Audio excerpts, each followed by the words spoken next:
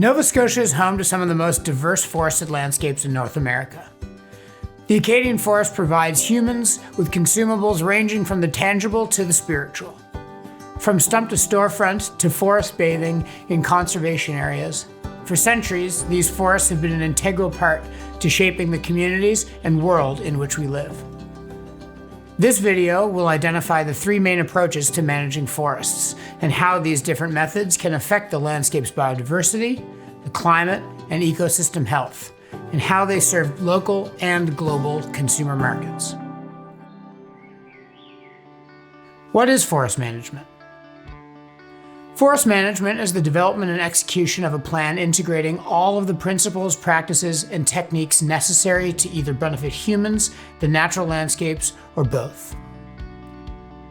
The three main approaches are protection of forest lands, high production or industrial forestry, and active management, sometimes called ecological or low-impact forestry. Each approach has many nuances depending on the ecosystem and management goals.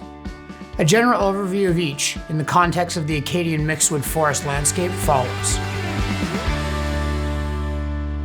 The most common form of preserving a forest ecosystem is to set the land aside and protect it from all industrial forestry activities. Parks and conservation areas, for example, are managed for protection. There is minimal human intervention and little to no harvesting. Since these forests are not managed by humans, tree mortality is driven by natural processes such as wildfires and old age. Protected forests provide many social and cultural values.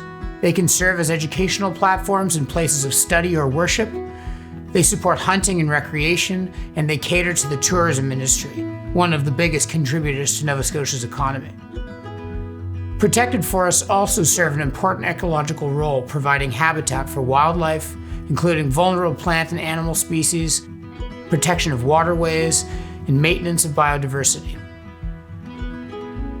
Increasing protection of forested lands is also seen by many as a way to maintain carbon stocks.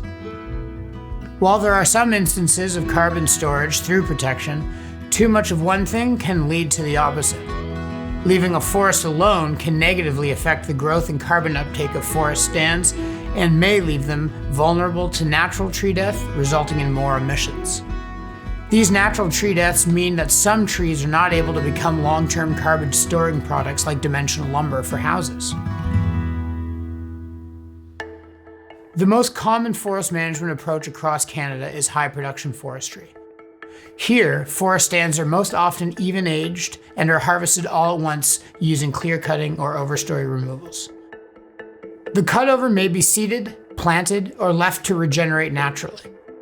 There often is little intervention until 60 to 80 years after the regeneration process. High production forests are managed by humans for economic benefit and consumer demands.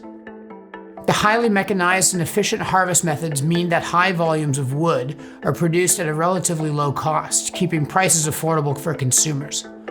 However, these practices come at a cost of habitat degradation, decreased biodiversity, and reduced soil and water quality as a result of chemical herbicide application. High production forest management systems particularly make sense in ecosystems such as the boreal forest, where clear cutting mimics large disturbances that would drive natural regeneration processes. In forest landscapes with a diverse mix of tree species and ages, careful forest stewardship can provide a sustainable supply of timber and other ecosystem services, while also restoring ecosystem functions and connectivity across the forested landscape. Active management involves a series of more frequent interventions, creating multiple aged forest structures that cater to human economic benefit as well as forest and climate health. Forests can be actively managed for multiple benefits, from boosting the structural complexity that provides good habitat to improving tree growth through selective stand improvement silviculture. By selectively removing trees to promote the growth of others, suppressed shaded trees have access to increased light and nutrients, resulting in a desirable mix of both tree species and age class. These partial removals can also allow forests to be more accessible for recreational activities like hiking or camping, This type of forestry is more labor and cost intensive, and therefore it is key to have diverse local markets for all trees that are removed from the forest, including those that are of smaller or lower quality. Ac4 is one company that actively manages Acadian forests, and they brought us into the woods to show us what active forest management looks like in practice. We managed this forest 5 years ago. So what was here before was more mature forest, but there was a lot of undesirable trees in the canopy. So the goal is to remove those undesirable trees to give space to the good growing stock to grow bigger, healthier, and faster.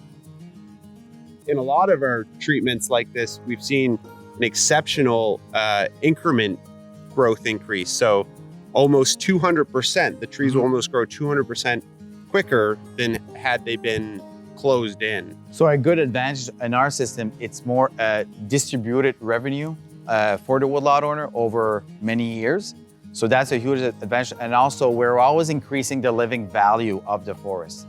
There's always like more quality once we're done than beforehand. Sometimes it's very challenging to make those like small stems and to like thin those small stem stands. But if you have a local wood energy market, you have a home for that wood. So it helps with the profitability for the job, but also enhances the quality of the forest at the same time. Active forest management is less invasive compared to high production forestry. It's an approach that aims to create healthy forests while also obtaining economic benefit.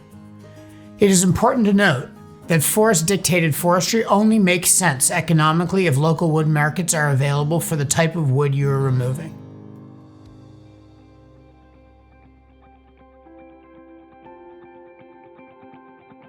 The reasons for choosing a particular forest practice are complex and often connected to greater economic and social cultural systems. For more information on the 3 forest management practices covered in this video, please visit aforeststory.ca.